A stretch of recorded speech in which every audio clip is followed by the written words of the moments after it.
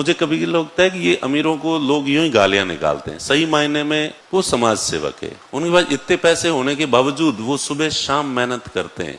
इतनी उम्र हो गई है लेकिन अभी भी वो अंबानी जो है वो 70-80 साल का हो गया है, लेकिन अभी भी सुबह शाम दौड़ रहा है। उसके पास इतनी प्रॉपर्टी है कि वो अगर एक एक चीज को देखने लग जाए तो उसकी जिंदगी खत्म हो जाएगी, देख ही नहीं सकती, इतनी प्रॉपर्टी उसके पास ऑलरेडी है। फिर भी वो इतनी मेहनत कर रहा है। और मैं कह रहा हूं उसकी प्रॉपर्टी का 1000वां हिस्सा तुम्हारे पास आ जाए, तुम बेशर्मों की तरफ पड़ जाओगे, कुछ नहीं करोगे, दिन भर रीलें देखोगे, बस अब अपने बैठे बैठे खाएंगे, मेहनत नहीं करेंगे। और उसकी मेहनत का परिणाम ये है कि तुम लोगों को इतना सस्ता डाटा मिल गया। वो जियो नहीं दिया है, जियो लॉन्च नहीं हुआ था ना, उससे पहले 1 GB डाटा के 400 रुपए लगते थे। इसलिए आदमी दिन में 1 या 2 बार मोबाइल डाटा ऑन करता था, जरूरी व्हाट्सएप मैसेज देखने के लिए। बाकी ये कोई रीलें थी और कुछ भी नहीं था, कोई इंस्टाग्राम थे और कोई कुछ ही नहीं था, फेसबुक, और इसको देखने के लिए थोड़ी देर डाटा ऑन करता था कि, और तो 1 GB तो ऐसे उड़ता था, पता ही नहीं चलता था। आदमी 1 महीने तक 1 GB डाटा चलाता था, और तुम्हारे एक दिन नहीं चलता 1 GB डाटा। ठीक है, किसने दिए ये?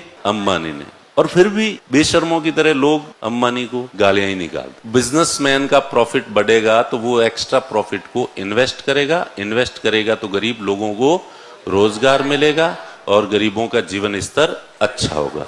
तो इसलिए बिजनेसमैन को प्रॉफिट होना चाहिए या नहीं होना चाहिए? सरकार को कैसी पॉलिसी बनानी चाहिए? बिजनेसमैन फ्रेंडली पॉलिसी बनानी चाहिए या नहीं बनानी चाहिए? बनानी चाहिए, क्योंकि बिजनेसमैन के फायदे में गरीब का भी, बिजनेसमैन के फायदा होगा, वो निवेश करेगा, निवेश करेगा तो गरीबों को रोजगार मिलेगा। उसका फायदा जितना ज्यादा होगा, सरकार को टैक्स उतना ही ज्यादा मिलेगा। सरकार के पास जितने ज्यादा पैसे आएंगे वो गरीबों के लिए वेलफेयर स्कीम्स भी ज्यादा चलाएगी गरीबों के कल्याण के लिए। इसलिए अमीर के फायदे में गरीब का भी फायदा है। बोलो देखें,